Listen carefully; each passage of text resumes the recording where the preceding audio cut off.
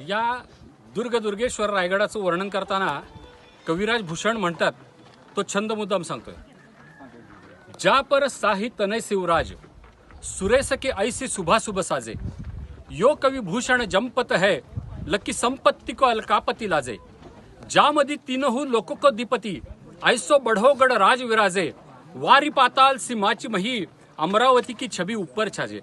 अर्थ सांगतो याचा की ज्याच्यावरती शहाजी पुत्र शिवाजी महाराज राहतात असा हा रायगड, ज्या पर साही तने शिवराज सुरेश की ऐसी सुबह सुबह साजे।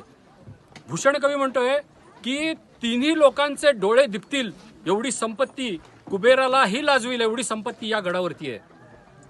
पुढे तो भूषण म्हणतोय की ह्या गडाची जी माची आहे ती पृथ्वी तलासारखी आहे। ह्याच्या बालेकिल्ल्यावर गेला तिकडे की बालेकिल्ला म्हणजे जणू काही स्वर्ग आहे, आणि दरीतून खाली बघितलं तर तुम्हाला जणू काही पाताळच आहे असं वाटेल।